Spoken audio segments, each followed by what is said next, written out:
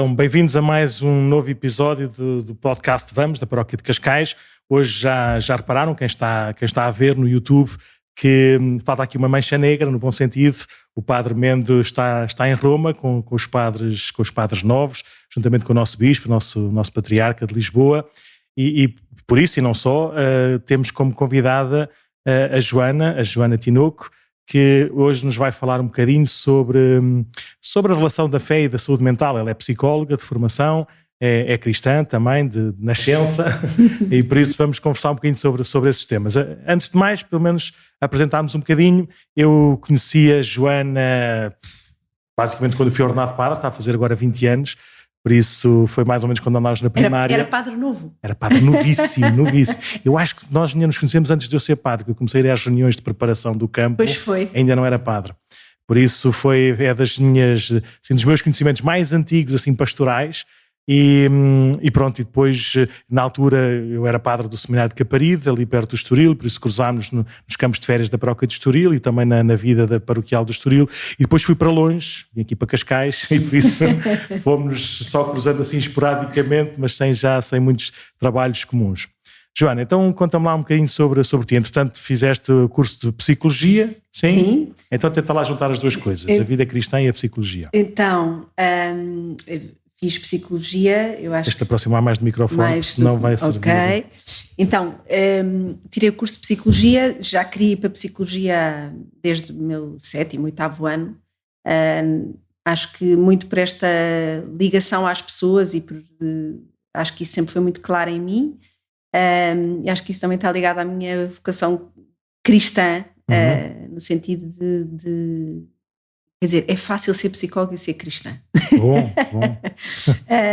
Porque este olhar sobre a pessoa e poder acompanhar o percurso das pessoas é uma graça enorme. E nisso nós temos em comum, não é? Na vocação de cada um.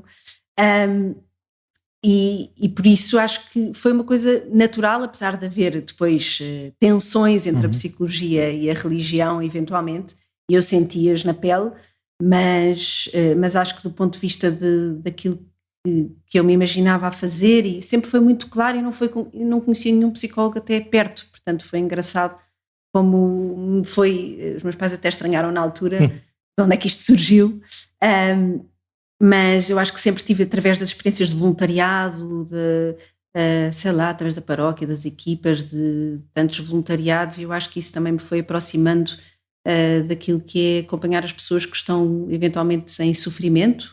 E no princípio, ou na tua vida já profissional, sei que tiveste também ligado a alguns, não é movimentos, mas algumas instituições, algumas missões também ligadas à Igreja, não sendo estritamente eclesiais ou de Igreja, mas ligadas com esse tom, com essa inspiração cristã. Sim. Foi o princípio da tua vida também profissional? Foi, curiosamente foi, que eu acho que, pronto, nem sabia eu na altura, trabalhei no apoio à vida, com grávidas em dificuldade, sim, durante 13 anos, e fui lá parar sem saber muito bem, mas é isso, é assim que acontece, não é?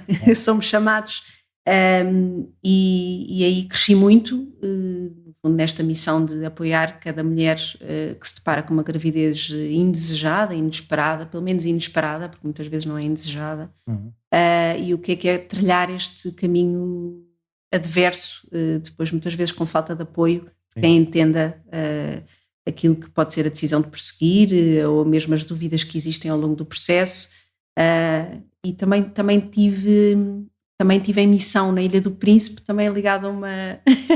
Isso eu sei também, exatamente. Olha, já me esqueci, porque eu só conhecia, era outro que depois foi ter contigo.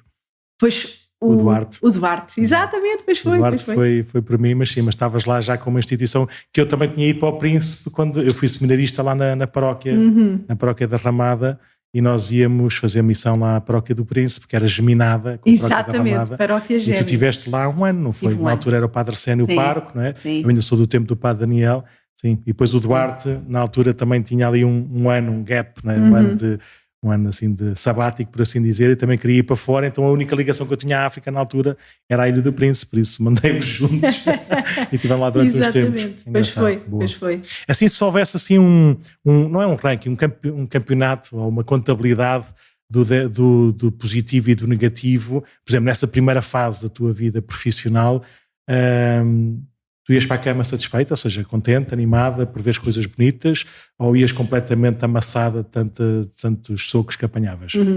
Se calhar as duas coisas, não é? Mas não ganhavas por KO, mas ganhavas aos pontos. Ou às vezes perdias combates? Acho que é um balanço tenso, né, nos primeiros anos, não é? Porque os embates são duros, no sentido mais, eu acho que também era muito idealista e no fundo também temos um desejo muito bom e muito puro, e depois embatemos com a realidade e com aquilo que também é a dureza da vida, claro, das pessoas e também das organizações, e portanto eu acho que esse balanço é tenso, é muito intenso, eu diria, nos primeiros anos. Para mim foi muito intenso. Como psicóloga estavas lá sozinha ou era uma equipa?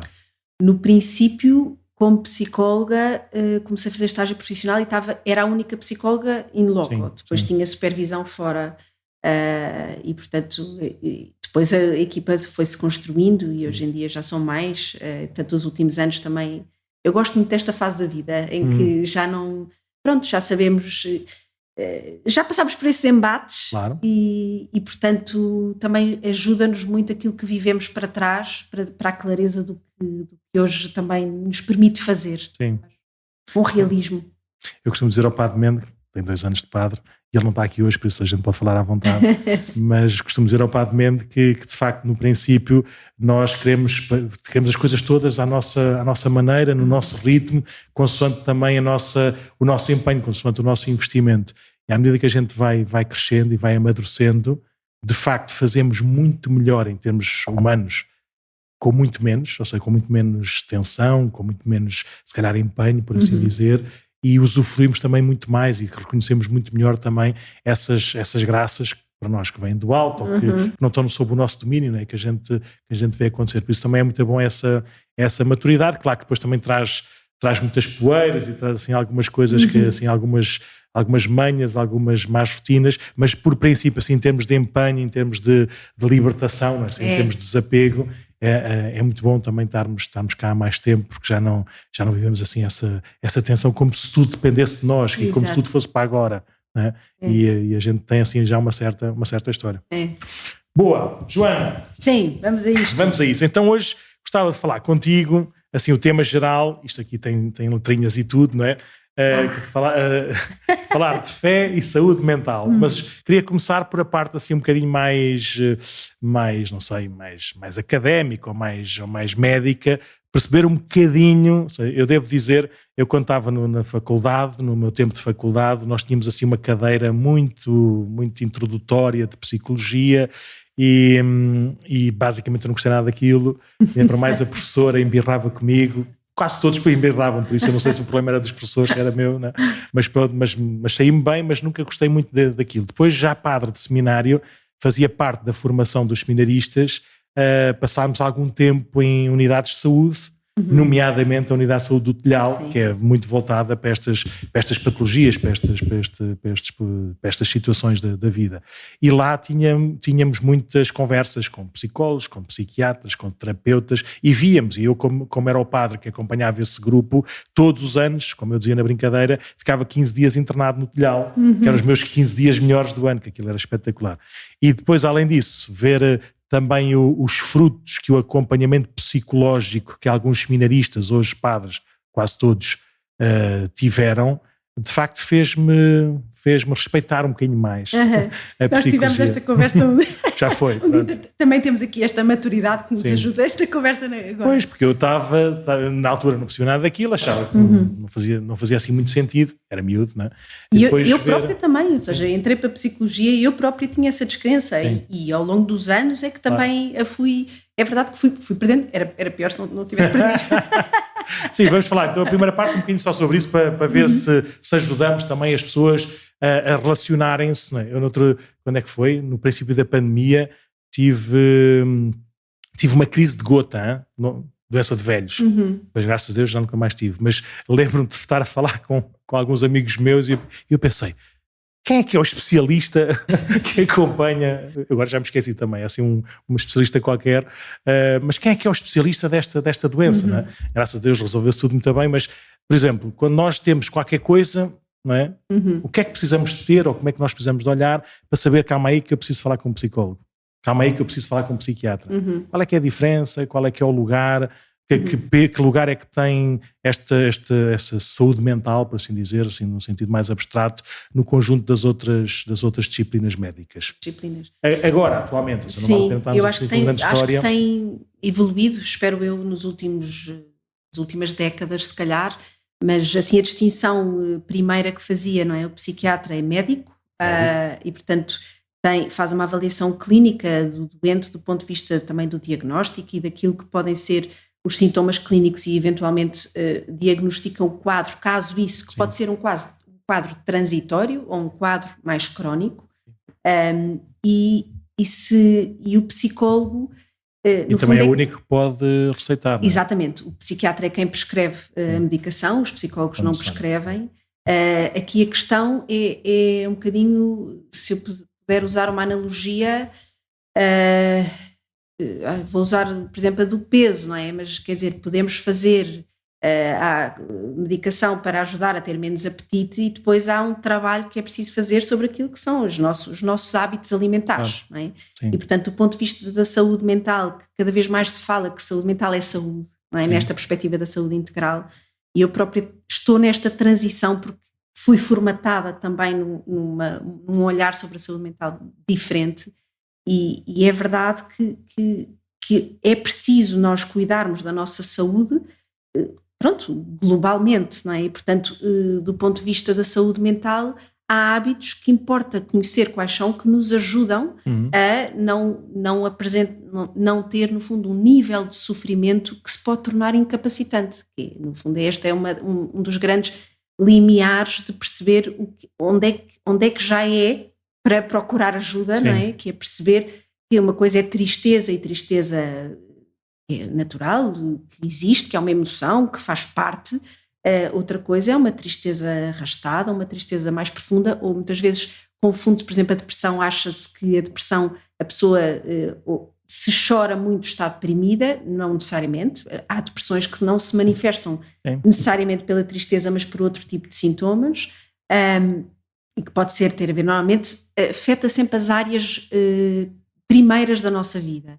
A alimentação, o sono, a disposição, a vontade e, portanto, a disciplina, o autodomínio, portanto, aquilo que nos permite funcionar no nosso dia-a-dia ou começa a condicionar o nosso funcionamento diário.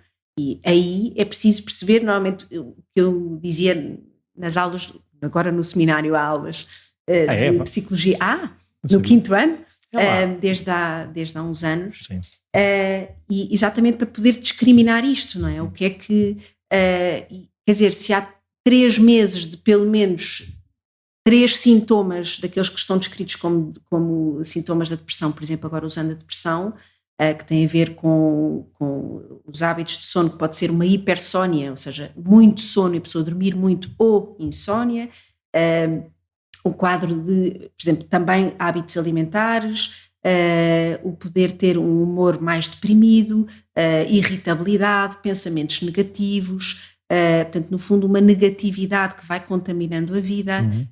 E isto é uma coisa que se nota ao longo do tempo. Depois, do ponto de vista das relações sociais, muitas vezes há impacto, não é? A pessoa pode se isolar mais. Se há 3 ou mais sintomas, então, e durante um tempo mínimo de 3 meses, já olhar para isto, e lá está, a psicologia também é preventiva, apesar de ainda estarmos um bocadinho atrás neste sentido, não é? Ou seja, a psicoterapia é preventiva, sem dúvida, não é? Até muitas vezes para não chegar ao psiquiatra. E já vais notando que essa psicologia preventiva já é natural, já é normal, ou seja, qual é que é Eu noto uma grande evolução desde que comecei a trabalhar até agora, mas ainda não estamos no lado preventivo. As pessoas já chegam muitas vezes já muito atrapalhadas e, portanto, quanto mais ao fundo se vai... Sim, isso é mais ou menos como ir ao dentista, não é? Pode-se ir ao dentista, deve-se ir ao dentista uma vez por ano ou 2 vezes por ano, normal, para ver e para fazer a limpeza, e depois pode-se ir quando tem uma dor ou quando aparece lá um dente não sei aonde, não é? Não devia ser também um bocadinho mais comum essa... Sim.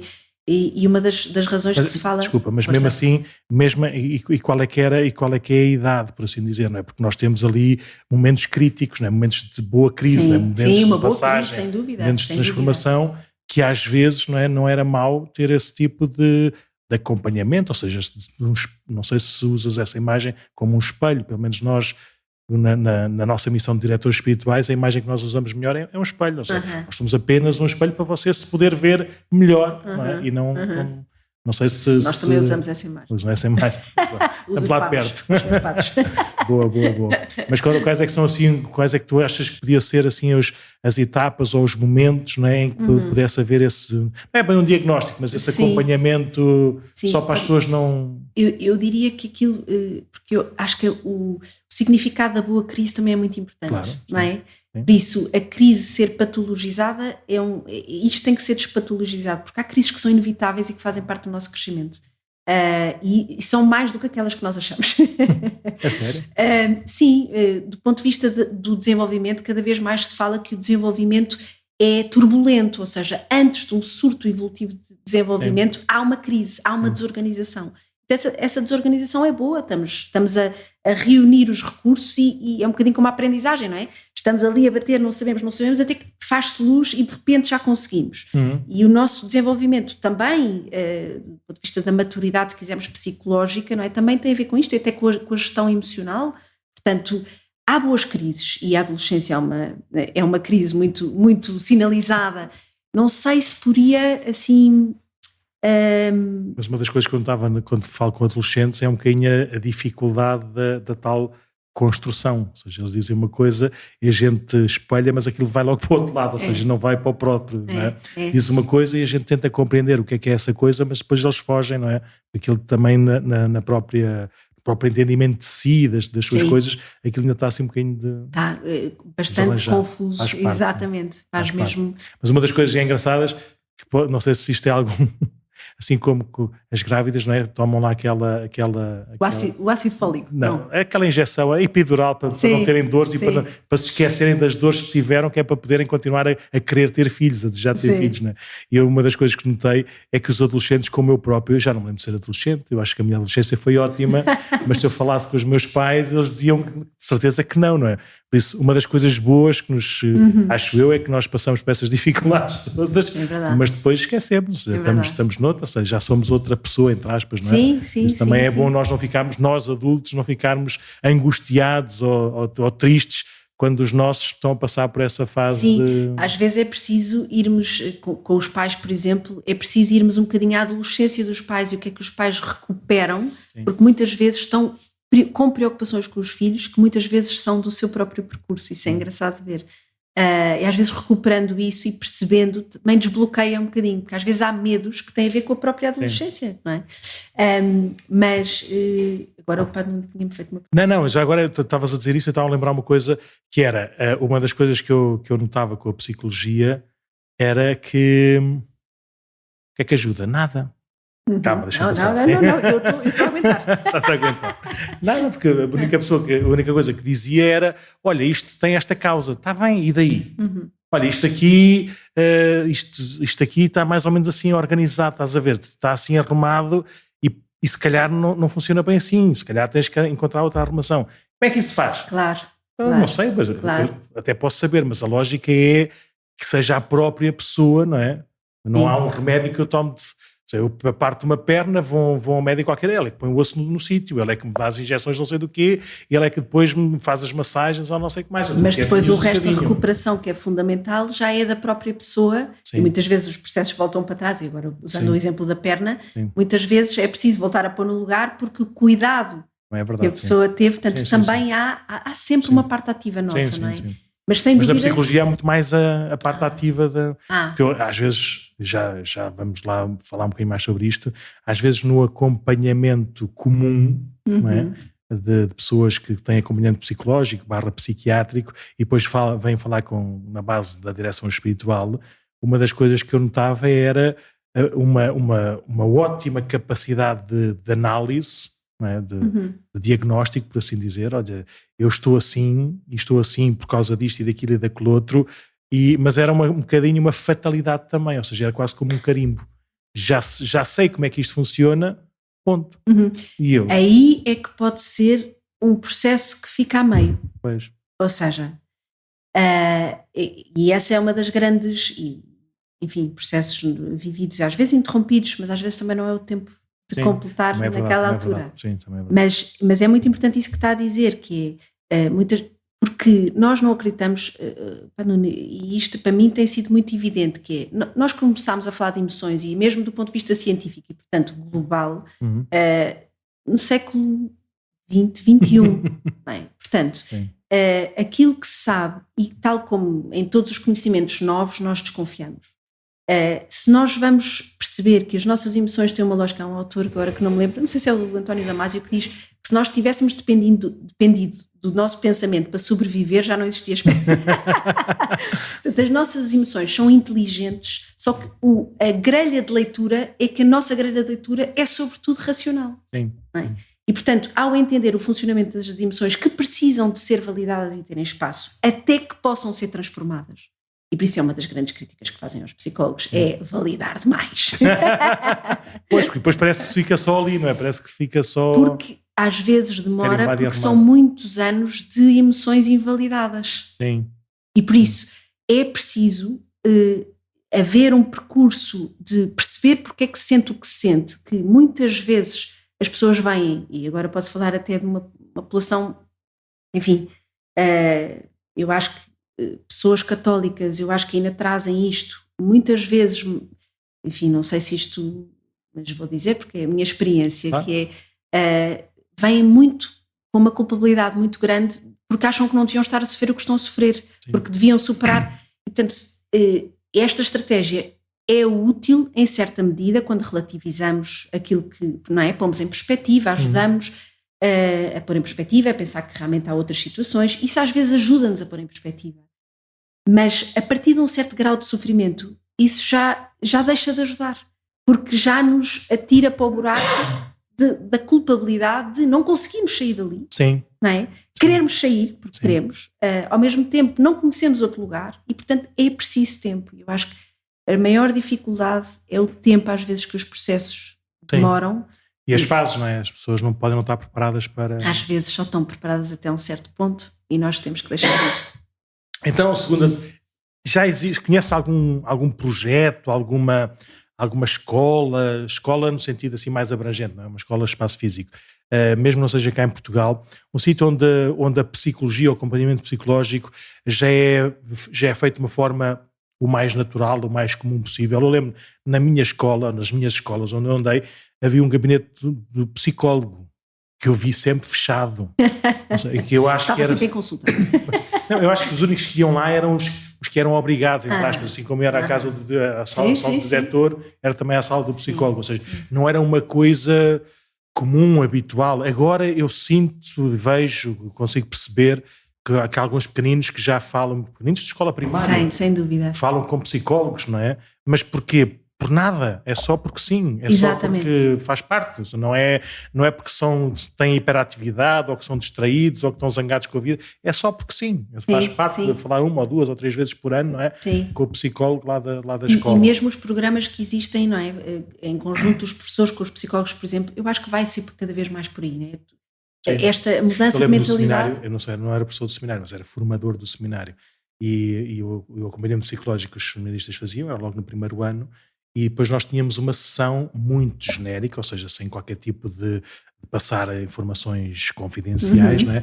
Mas muito genérica, assim um bocadinho, olha, atenção, com esta pessoa, a maneira melhor para lidar é assim, ou seja, não estejam tão em cima, ou cobrem, têm que cobrar muito mais, têm que estar muito atentos, muito genericamente, ou seja, não dizia nada do processo, dava-nos o processo em termos sigilosos, porque tinha que fazer parte também do caminho de discernimento vocacional.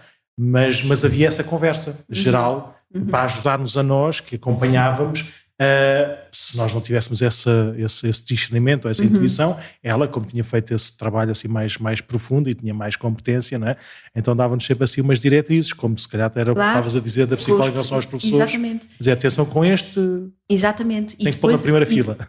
Não, exatamente, ou na primeira fila, ou poder mesmo nas relações, não é? O que é que está ali a impactar, tal como os programas, que eu gosto muito da prevenção.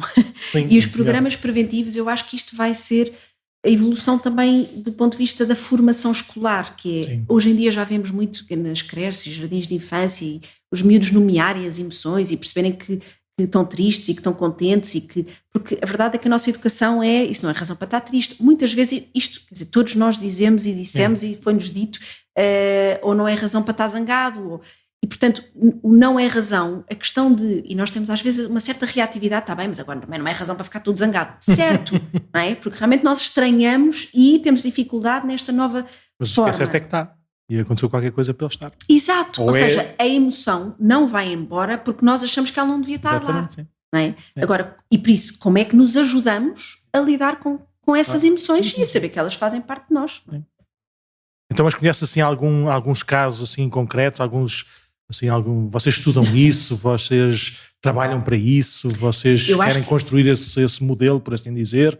Eu acho que, assim, não é tanto a minha área, porque eu sou clínica mais de consultório e isto está muito ligado à psicologia educacional.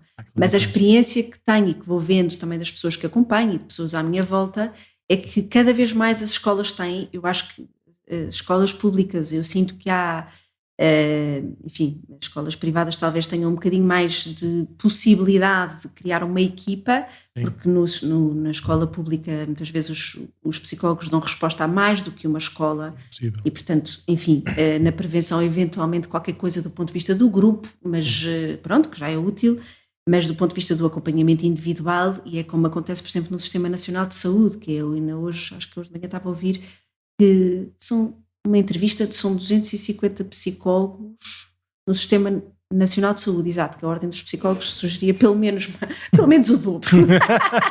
No Sistema Nacional de Saúde todo. Bom. Pronto, portanto...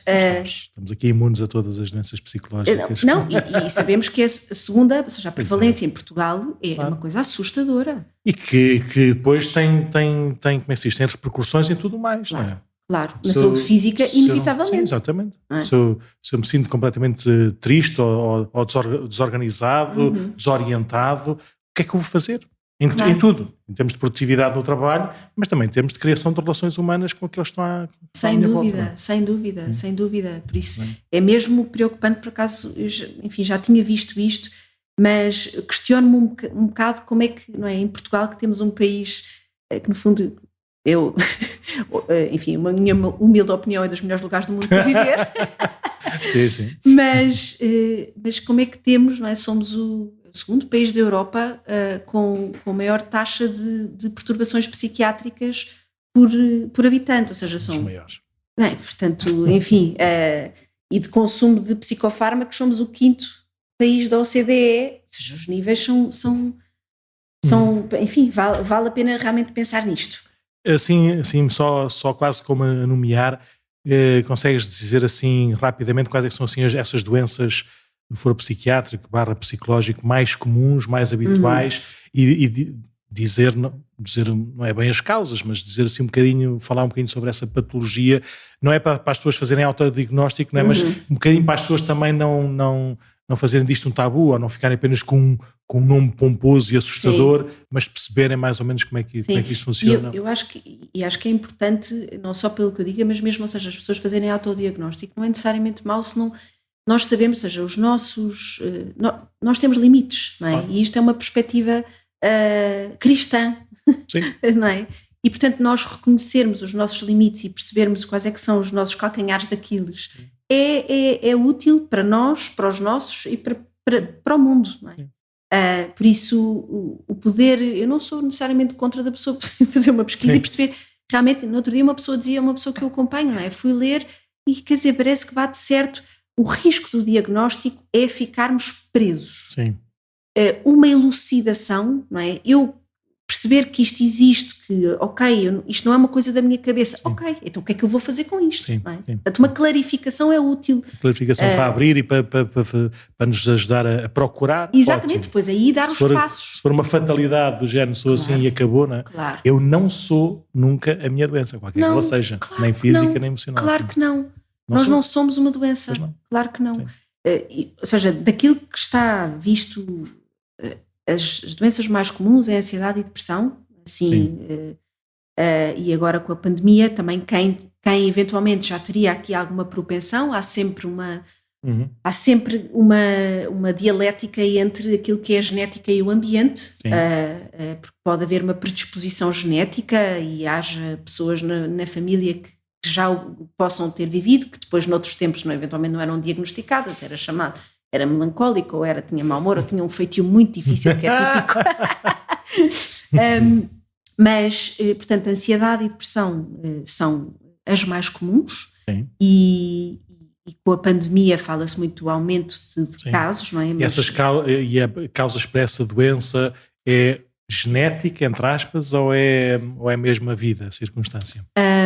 Qual é que é o peso que tem mais? É difícil de avaliar, mas acho que, quer dizer... Todos nós, imagino eu, isto não é segredo para ninguém, mas pronto, por exemplo, o padre Raul, que me antecedeu aqui na paróquia, saiu da paróquia com 80 anos. Passou a vida toda dele, ele foi ordenado padre com 23 ou 24. Por isso, toda a vida dele foi servir a igreja e servir a igreja com tudo, a vida toda, 24 horas por dia, 7 dias por semana, e fê-lo da melhor maneira possível. De repente, chegou aos 80 anos, sem estar preparado, ou seja, sem estar motivado, não é motivado, mas orientado para isso. De repente o Sr. Patriarca disse: olha, não quero pedir responsabilidades para mais de 80 anos, por isso quero-te manter livre, não é? Tranquilo. E ele, com certeza, aceitou, que faz parte do nosso ADN, obedecemos ao nosso bispo, não fazia sentido de outra maneira, mas de facto ele passou ali, vou dizer genericamente um ano, não foi um ano, 360 dias, mas foi ali um tempo longo, em que ele de facto ficou depressivo. Sem vontade nenhuma, sem interesse nenhum, e uma pessoa com 80 anos, que viveu a vida toda, não sei do que, vai estar depressivo.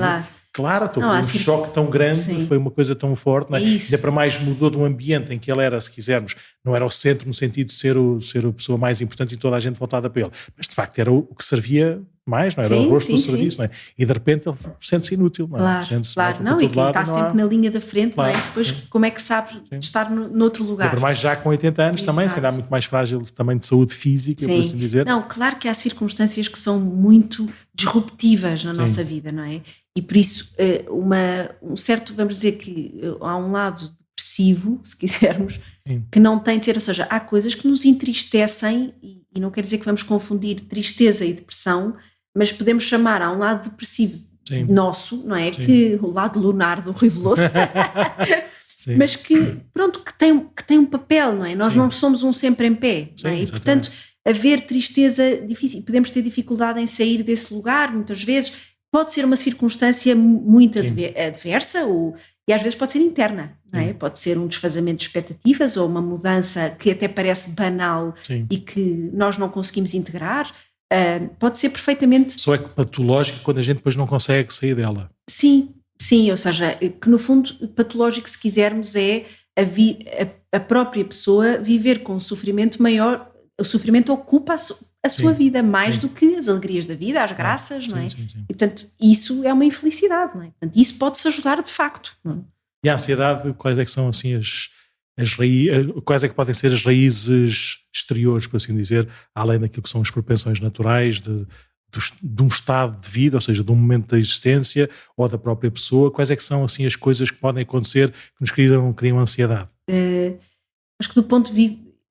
Acho que isto do ponto de vista micro, se quisermos, da nossa vida, nós vivemos, acho que isto também tem a ver com as circunstâncias mais macro, não é? Nós vivemos num tempo em que sentimos que controlamos tudo, isto tem a ver também com os pós-guerra e com o não ter controlado nada e com o poder passar a controlar, não é? Isto de uma forma muito genérica e talvez um bocadinho redutora, mas é verdade que vivemos num tempo em que o controlo e sentirmos que temos as coisas sob controle, não é? É uma expressão muito usada e e por isso que termos as coisas suficientemente sob controle é uma coisa boa e útil e funcional, sã, vamos dizer assim, não é? Não viver em descontrole, mas às tantas é o controle que toma conta da vida. Eu acho que é sempre quando as coisas tomam, não é? Aquilo que não é, passa a tomar conta da vida. Por isso é que a linha entre, não é, a saúde e a doença é sempre uma linha muito tenue. Por isso é que nós temos que conhecer quais é que são os nossos, por onde é que nós podemos resvalar para uma menor saúde, não é? E isso do ponto de vista físico, se quisermos, não é? Eu posso saber que tenho intolerância a sei lá o quê, e do ponto de vista da saúde mental, posso ter mais dificuldade em lidar com o stress, posso ter mais dificuldade em lidar com a frustração, não sei, não é? Depois depende de cada um, e isso é importante conhecer. E a pandemia deixou assim algumas... Já se consegue perceber, a pandemia ainda não acabou, tá? Ainda estamos por cá, ainda estamos a viver, não é? Assim, pandemia e guerra, assim. Eu lembro de alguns pais comentarem de pequeninos, com 4, 5 anos, que a sua vida consciente, entre aspas, não é? Foi só desgraça. Foi só estar fechados em casa com medo que toda a gente morresse, nomeadamente os avós ou os bisavós, não é? E agora uma guerra que está cá perto, porque eles são colegas de meninos que vieram da Ucrânia ou de outros sítios perto, não é? Por isso, aquela coisa, não é? Dos pequeninos, mas então eu lembro agora de uns que pronto, emigraram e bem, tranquilo, e que ao voltarem para Portugal agora, na Páscoa, no Natal, não, já não lembro, de uma destas vezes assim de férias para voltarem para cá, obrigaram a pequenina a pôr máscara. E ela desmanchou-se a chorar porque pensava que já tinha acabado, mas já estou na escola e lá não usamos máscara, lá não usamos... Parecia, na cabeça dela, era uma situação que já tinha acontecido. Claro. De repente, ao chegar a Portugal, ao vir de avião para Portugal, obrigam-na a pôr máscara e ela desatou a chorar assim automático, ou seja, parecia que tinha carregado assim no botão e aquilo começou a jorrar água. Que marcas é que achas que vai deixar ou que já está a deixar e como é que nós podemos, não é sarar, mas como é que podemos vencer? Porque é preciso também termos muita sobriedade, no sentido de muita firmeza, mas não ser violento, não ser brusco, não é? Porque aqui na igreja continua a haver gente que, pronto, só não anda vestido de astronauta porque não pode, não é? E outras pessoas que acham que podem espirrar para cima de toda a gente e dar beijinhos e abraços a toda a gente à vontade, não é? Por isso, como é que, e nós padres, ou nós, sim, o pastor tem que ter ali, não pode entrar em nenhumas loucuras, não é? Tem que ter ali uma certa firmeza, mas ao mesmo tempo um respeito muito grande também pela caminhada, pelo ritmo de cada um. Que marca é que vai deixar e como é que nós temos que aprender a lidar com isto? Aquilo que me ocorre, a primeira coisa é, nós estamos a viver tempos difíceis, e isto, estar à espera de recuperar a vida que nós tínhamos, já não é por aí, é encontrar uma vida nova. Claro. Não é? Eu acho que isto, do ponto de vista das expectativas, eu acho que é importante. Há um estudo engraçado em relação às crianças do primeiro confinamento, giro, porque nós afligimos realmente as crianças, são muito mais imediatas que nos aflijamos com elas.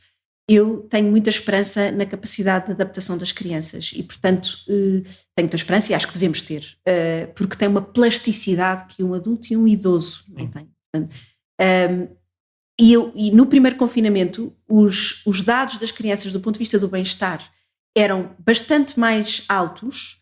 É um estudo do Instituto de Apoio à Criança, mas é engraçado porque o que eles privilegiavam de poderem estar em família, ou seja, o primeiro confinamento, que também foi a novidade, mas que os índices de bem-estar eram até diferentes do que aquilo que se achava.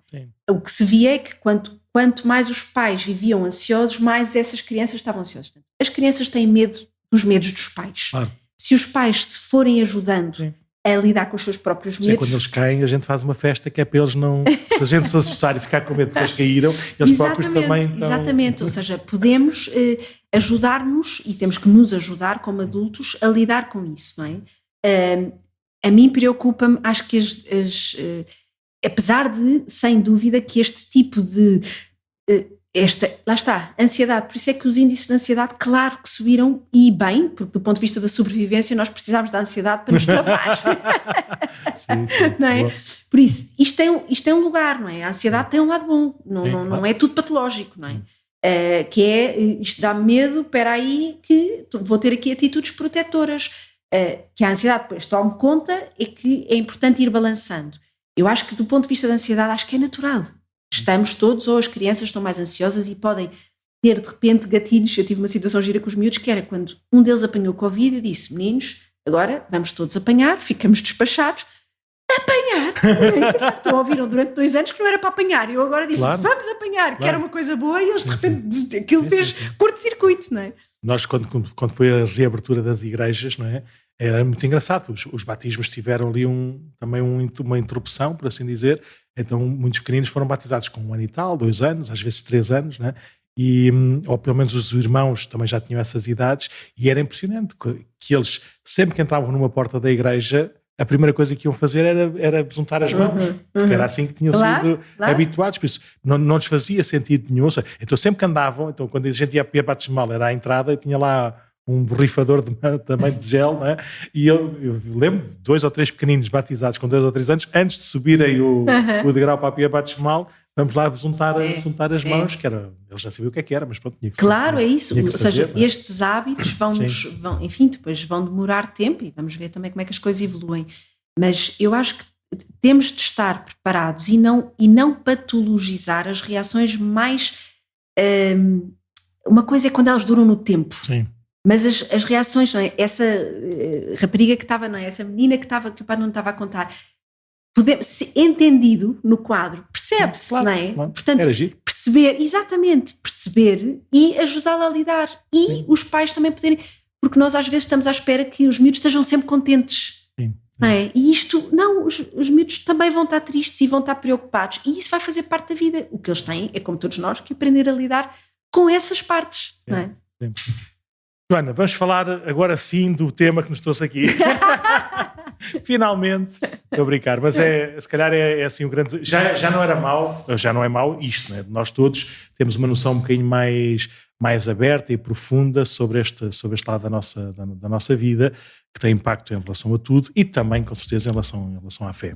E por isso falarmos também um bocadinho, aflorarmos um bocadinho algumas questões da relação entre a fé e a saúde mental. Assim, a primeira coisa que se diz e que se pensa, que eu acho que está certa, mas tu podes comprovar melhor, que é a fé, e aqui não sequer estou a falar do catolicismo propriamente dito, mas pessoas com fé, com esperança, com boas raízes, com uma lógica de vida, com um sentido de vida, não é? Normalmente não é, como é que se diz? Ajuda, não é? Sim. Nesta resposta ou neste acompanhamento da saúde mental. A saúde mental e não só, também na outra saúde. Sim. É verdade, não é verdade? Isso é científico, isso é médico, isso é aferido. Ou seja, é bom ter fé? Sim. Depende como a fé é vivida. Sim, é verdade. Estamos a falar de uma forma relativamente também saudável. Para a vida espiritual. Claro, Ou seja, olhando a pessoa como um todo, ou como nós conseguimos olhar, sem dúvida, e há estudos completamente que vão nesse sentido, não é? Que ter um sentido, não é? Para além daquilo que é a matéria, o hoje, não é? E por isso acreditar e dar um sentido, ressignificar a experiência, ter uma experiência de doença, uma experiência de adversidade, claro que ajuda a podermos vivê-la de uma forma diferente e mesmo do ponto de vista, lá está, porque nós somos uma peça única, claro. E portanto isso tem impacto no todo que somos, pode ser fisicamente, pode ser em termos de saúde mental.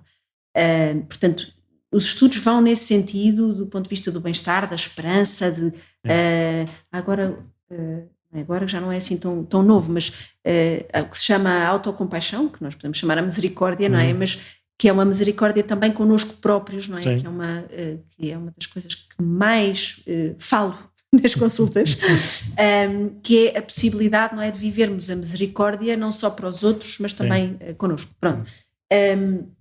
E nesse sentido, completamente é compatível, complementar, e se nós temos, não é, temos várias dimensões, temos a dimensão, eu gosto de olhar para a psicologia, no fundo para aquilo que eu faço como um desentupidor de canos.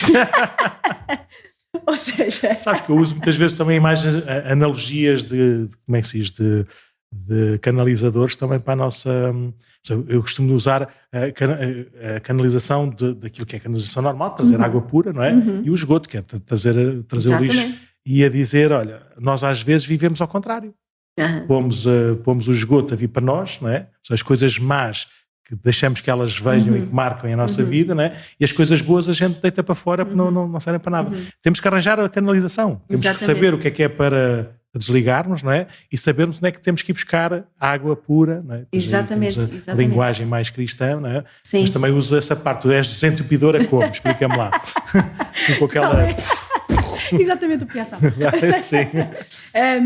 E eu acho que, seja, aquilo que muitas vezes na experiência e que também dificulta, condiciona, se quisermos, a vida do ponto de vista espiritual, do ponto de vista relacional, a pessoa estar a lidar mal com aquilo que sente, com aquilo que pensa, ou seja, contaminada por aquilo, por exemplo, uma negatividade ou pensamentos de perseguição, não é? Para isto precisa de ser desentupido, calibrado, não é? Redirecionado para poder fluir tudo o resto, não é? Portanto, a vida espiritual e a vida e a dimensão espiritual e psicológica, se tudo corre bem, não é? São complementares no ponto de vista que nós podemos trabalhar as nossas emoções para viver mais plenamente também a dimensão espiritual. Claro.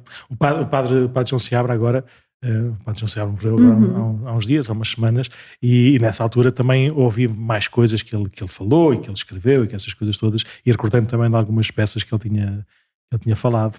E ouvi uma coisa, acho que foi a Maria João Vilés que lhe perguntava se ele gostava mais de falar com os ateus ou com os católicos, ou seja, se gostava mais daquele caminho, ou seja, de formar cristãos para serem cristãos cada vez melhores e com melhores raízes e mais empenhados na vida da igreja, ou se gostava mais daquelas discussões de televisão, não é? Discutir com isto e com aquilo. E o padre João Seabra respondeu, também com humor, mas de uma forma muito séria, a dizer, com certeza, eu gosto de falar de Nosso Senhor, seja quem for.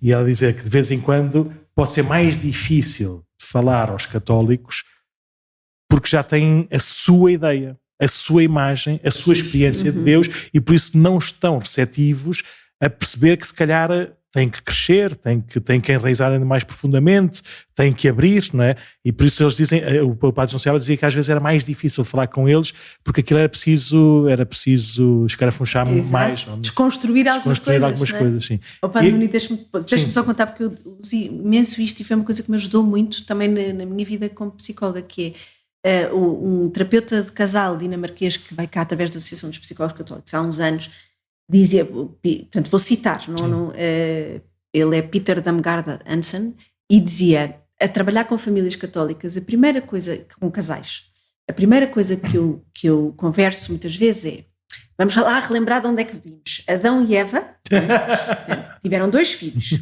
um matou o outro, portanto somos todos famílias disfuncionais. Com esta premissa de base vamos trabalhar. Exatamente. Sim, é um bocadinho isso, ou seja, é ver se uma das primeiras coisas que pode servir também de impedimento é esse pressuposto moral, não é?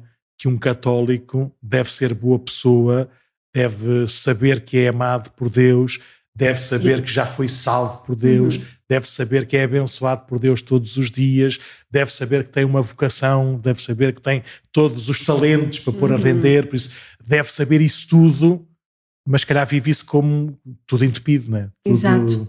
Tudo entalado. E sobretudo como uma pressão enorme de todos os deveres, não é? Exatamente. Que porque e lá está, eu já ouvi muitas vezes isto, não é? Os católicos não têm depressões, e isto é uma violência. Não tem. Não. Tem o quê? Ou seja, não podem ter, porque se sabem amados, se sabem, não é? Quer dizer, filhos muito amados, se nos sabemos, como é que vamos entristecer-nos? Ora bem, isto é preciso ter muito cuidado. E aí se calhar é que pode entrar também a ajuda de um padre, por exemplo.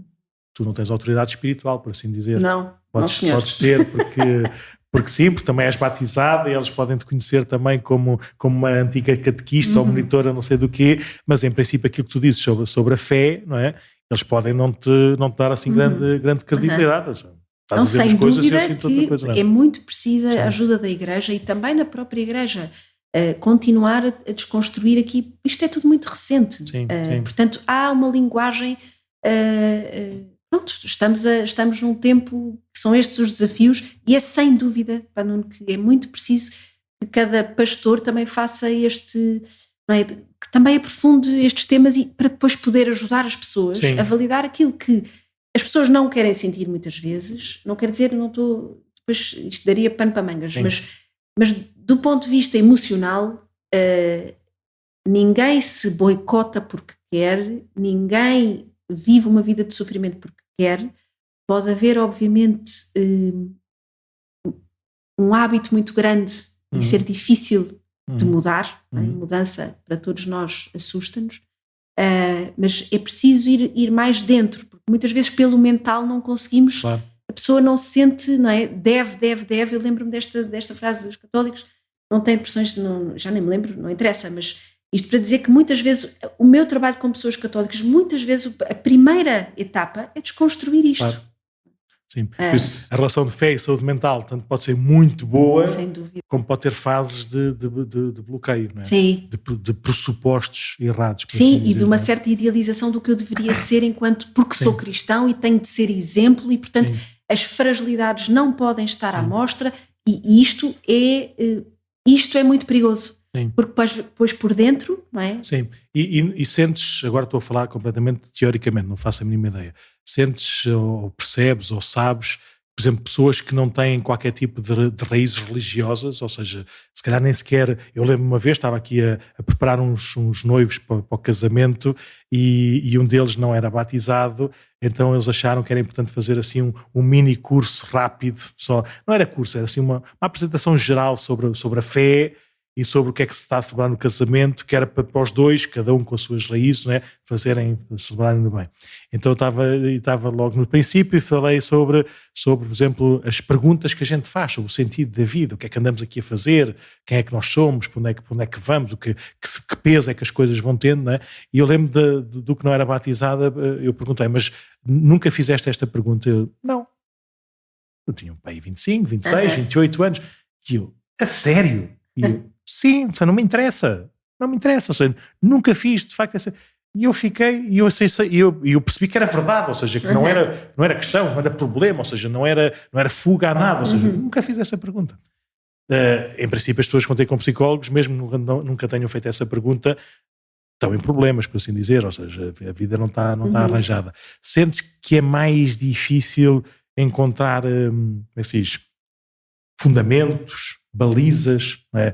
Qualquer coisa que a pessoa também agarre e que tome como seu, para a pessoa saber onde se apoiar para crescer e dar a volta, ou seja, sabe que aí nós vimos a coisa boa e a coisa má, entre aspas, de ter fé naquilo que é o acompanhamento da doença mental. Consegues dizer qual é que é a coisa boa e má, mais ou menos em contra-espelho, de uma pessoa que não tem fé, ou seja, não tem fé neste sentido, não tem pergunta ou não tem rasgo para o sentido da sua existência. A minha experiência é mais se a pessoa, e isto pode ser ter fé ou não ter, que é ter essa sede, ou seja,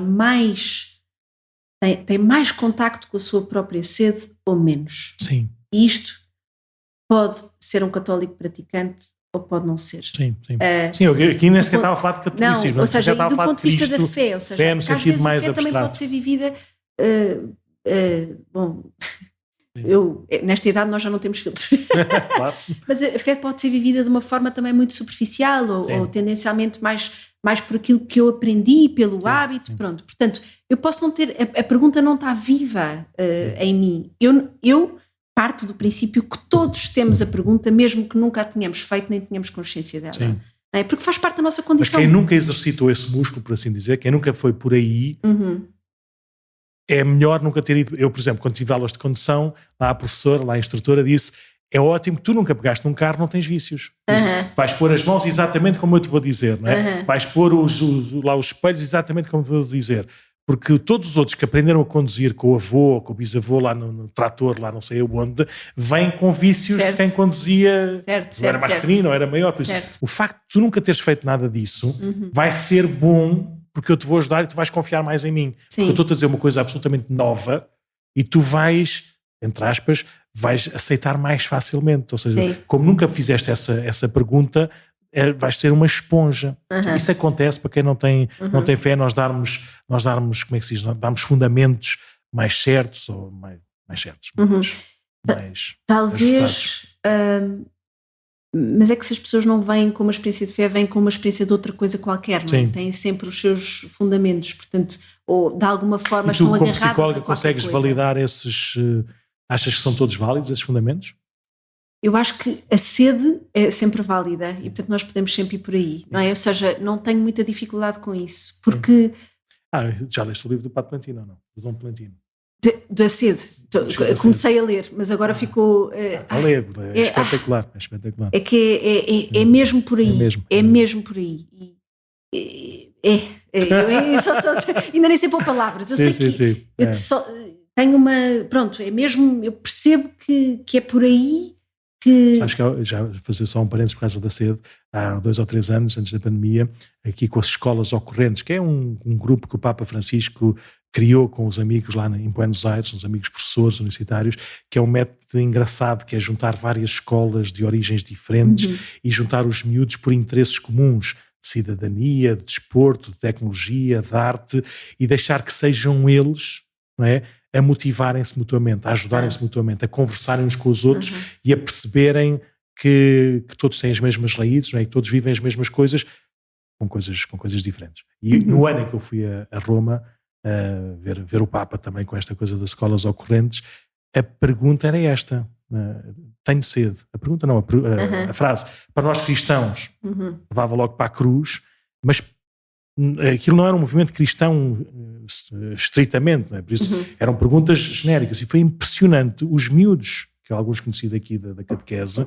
13, 14, 15, 16 anos, a forma como eles olharam para essa expressão, para esse tema, e o agarraram tão bem. Ou seja, eu ouvi testemunhos de miúdos de 14 anos que pareciam o Pato Plantino. É isso, mas é isso mesmo. Eu também tenho experiência no Apoio à Vida quando estivemos em escolas a falar sobre os afetos. É isso, nós só podemos, porque a verdade é que nós também temos limites até onde é que chegamos, mas podemos despertar perguntas, não é? Porque às vezes a pergunta não está desperta, não houve ainda ninguém que lhe tivesse feito, ou algum embate que o tivesse feito perguntar-se. E quando perguntamos é impressionante. Portanto, eu tenho imensa esperança, mesmo. Estamos quase a acabar, já devíamos ter acabado, mas pronto, não falámos quase nada.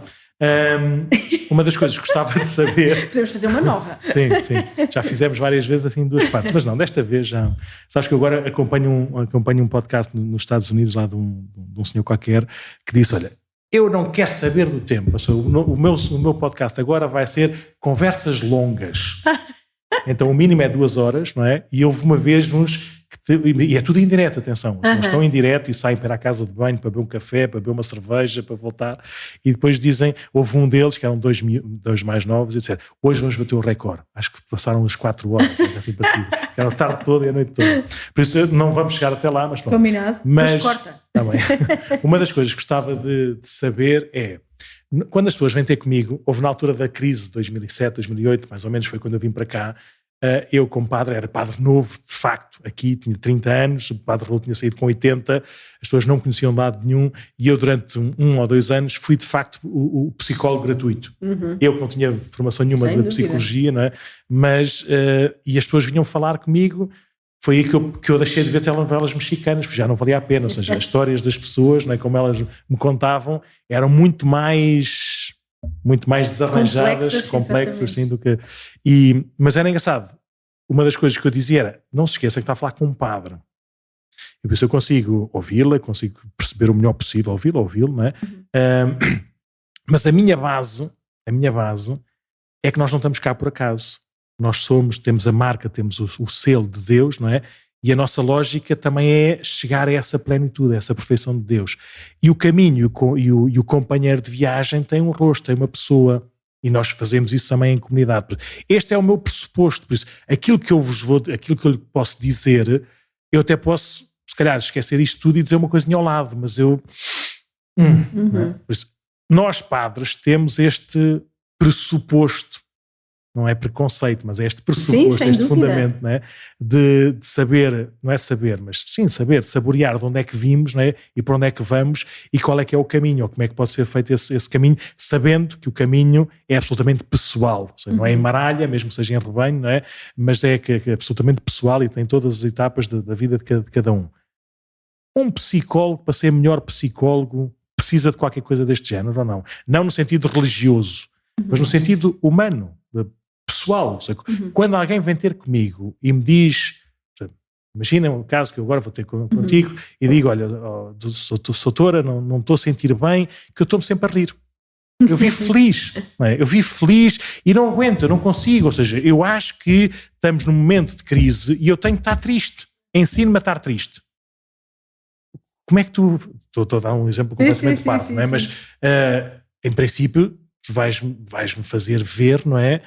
Que, a não ser que a felicidade seja uma parvoíce, seja uma maneira não saudável de lidar com a realidade. Agora, se estou a saber lidar bem com a realidade e consigo encontrar razões e até a motivação para viver essa realidade com esta esperança, com esta alegria, tu vais ter que me dizer que eu não tenho problema nenhum.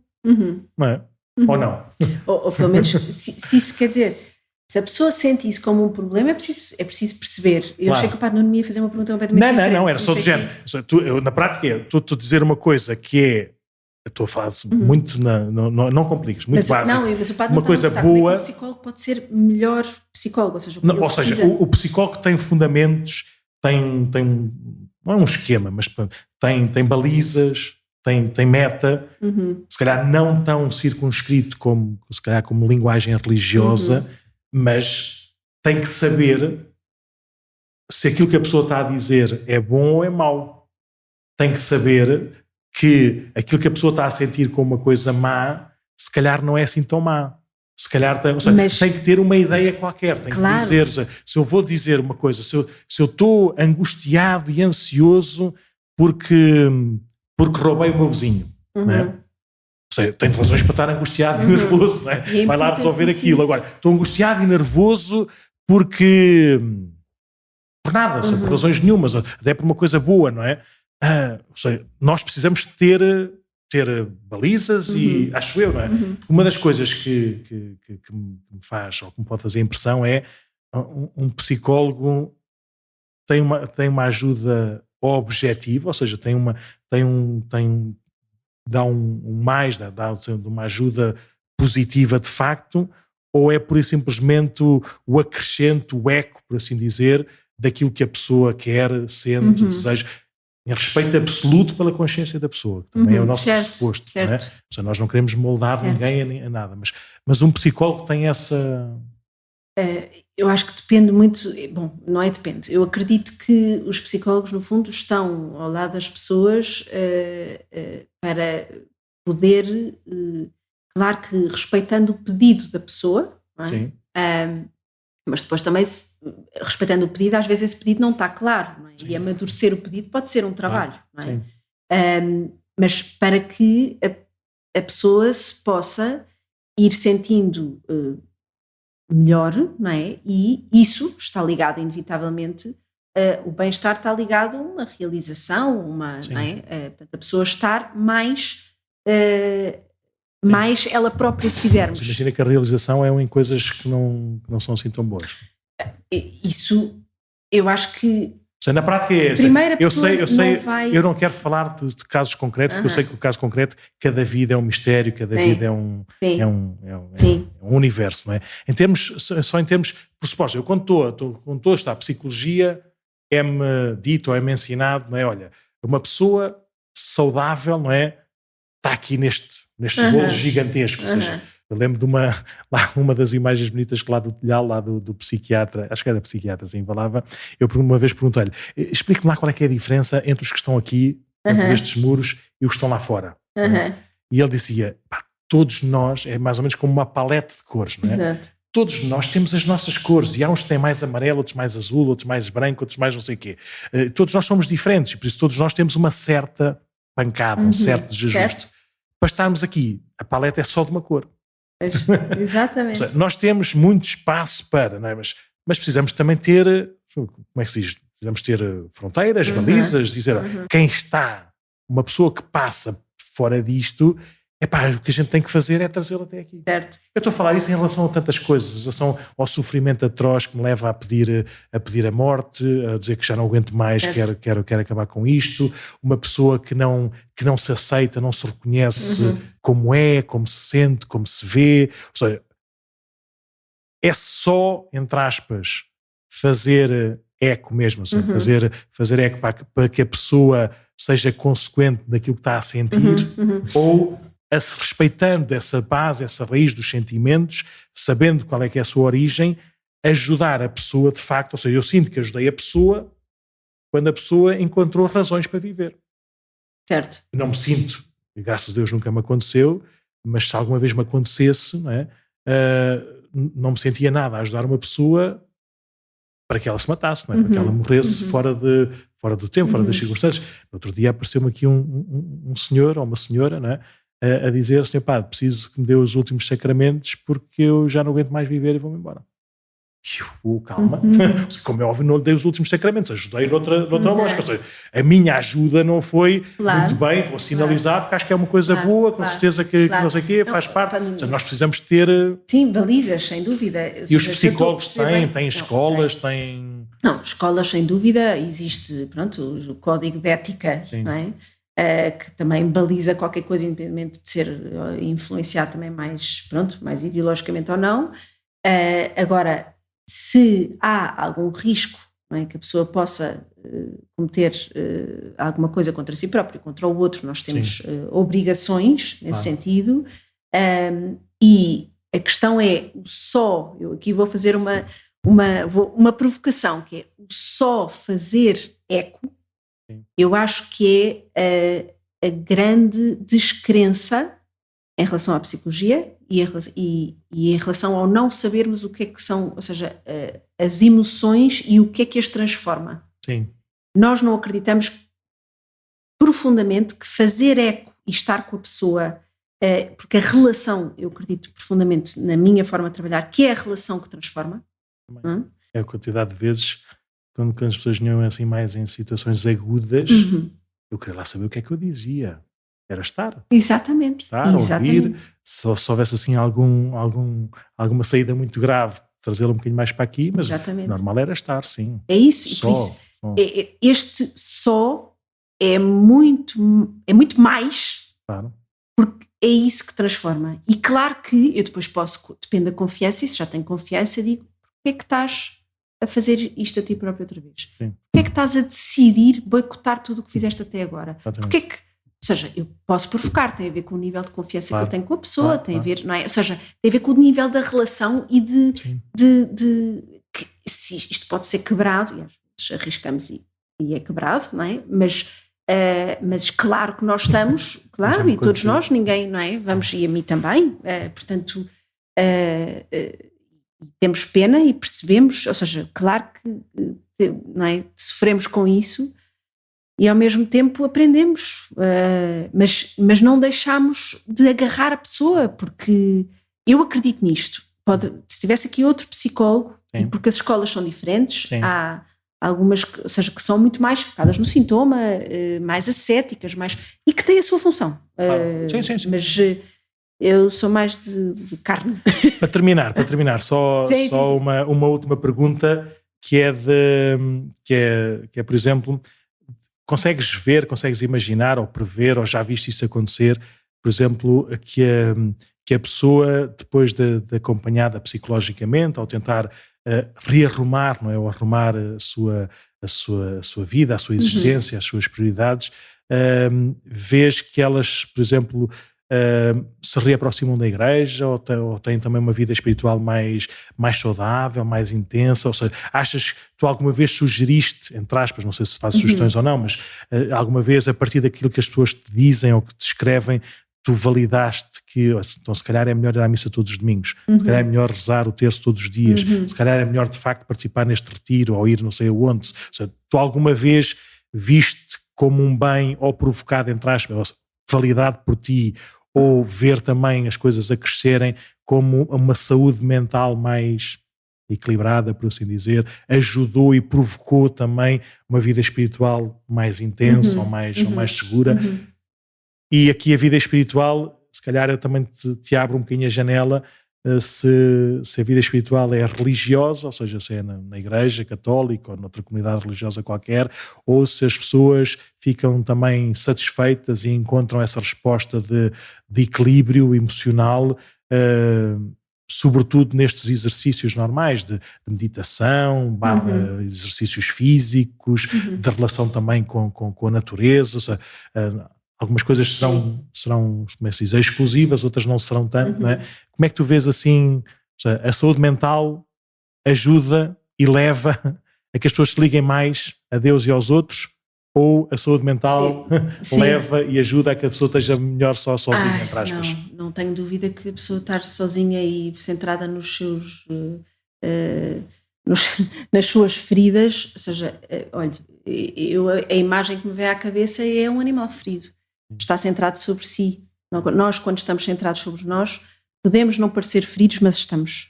Nós estamos suficientemente, porque acho que todas as vidas vão sempre precisar de arranjos e, portanto, por isso é que a psicoterapia também tem um tempo e tem objetivos, não é? Porque a pessoa não vai arranjar a sua vida toda, senão nós éramos outra coisa que não humana.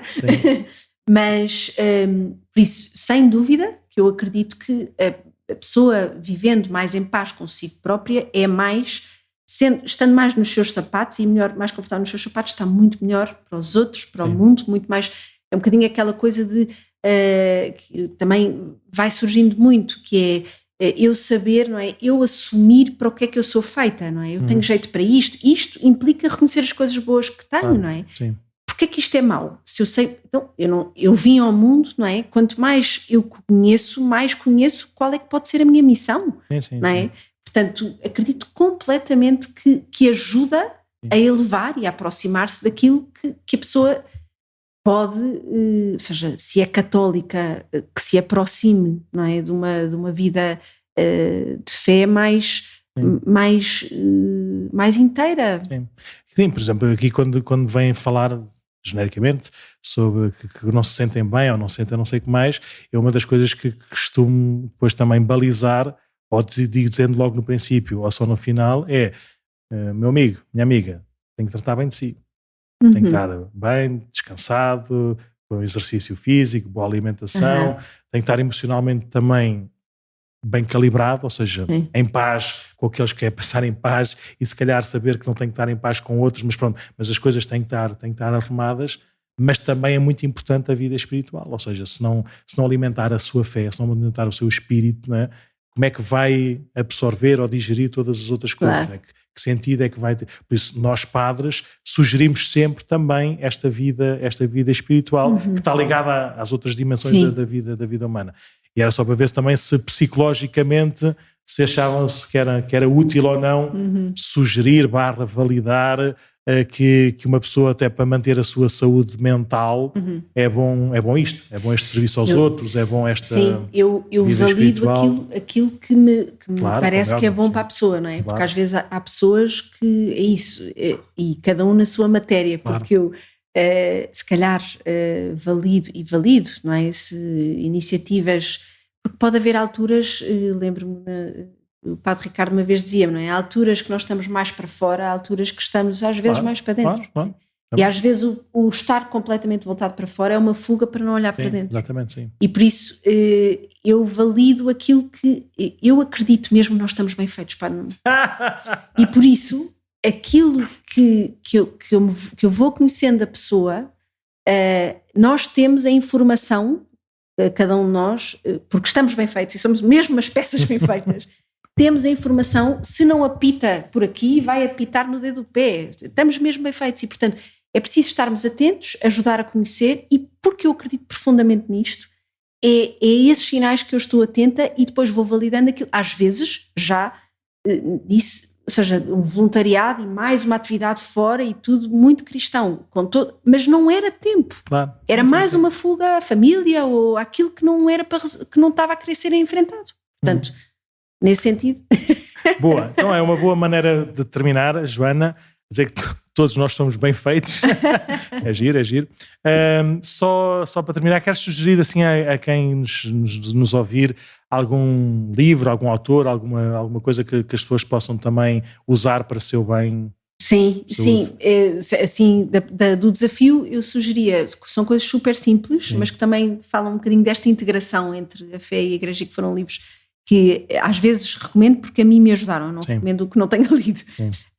E acho que há um livro, o do muito pequenino que se chama O Elogio da Imperfeição. O Elogio da Imperfeição é de quem? É do Paolo Squizzato ou qualquer coisa deste estilo. Está bem. Depois há o Viver é Ser Amado, que eu também acho que do Henry Nouwen, que também acho que é muito importante. E lembrei-me de ou seja, quem gostar mais de aprofundar também esta relação entre a psicologia e a fé e o entendimento, o conhecimento de nós próprios, eu gosto imenso do Caminho Menos Percorrido, acho que é Intemporal, do Scott Peck. Sim. E do ponto de vista da saúde mental, um filme que eu acho profundamente simples, mas muito, muito inteligente e divertido, que é o Divertidamente. Nunca vi. Que é o. Então, sim, que eu acho que vale a pena. É um filme de animação. É um filme de animação. Eles vão lá para a cabecinha, não é? E que ajuda a perceber como é que são as nossas. Porque realmente falta-nos conhecer aquilo que é esta dimensão nossa, que são as emoções, e que eu muitas vezes digo, eu sei que nós gostávamos de ter só razão, porque pronto, não sei, porque parecia mais fácil, mas não somos. Sim. E se nós fomos criados com emoções, é para as conhecermos. Lindo. Eu ontem estava a ouvir o tal podcast, aquele que demora 5 horas e meia, e uma das coisas foi, como é que era? Por alguma razão, não há nenhuma devoção na igreja ao Sagrado Crânio de Jesus. Existe ao Sagrado Coração de Jesus, com espinhos, com sangue, com paixão, não é? Com emoção, com vida. Por isso a nossa relação com Jesus, com certeza tem que ser racional, tem que ser lógica. O Nosso Senhor é a verdade que vai revelar-se, mas por alguma razão não há nenhuma devoção ao Sagrado Crânio. Exato. Não é? Nós conhecemos Jesus de uma maneira muito mais completa e muito mais integral, também usando essas emoções. Sem dúvida. Joana, muitíssimo obrigado. Muito obrigada. Batemos o recorde destes episódios, passámos 1h15, que é espetacular. Então dizer a todos que eu ficava aqui a conversar muito mais tempo. Eu também, por isso nós vamos pôr aqui o podcast@paroquiadecascais.org. Se alguém tiver mais algumas perguntas que a gente possa usar também nestes temas ou noutros que tais, com certeza na próxima vez que a Joana passar por cá, nós podemos fazer também outras perguntas. Muitíssimo obrigado mais uma vez, Joana, por teres aceito tão facilmente e tão imediatamente esta gravação. E por isso, pronto, a todos os nossos, continuamos o caminho, vamos. E vamos ouvir outra vez a música do Pedro. Cá está. Adeus.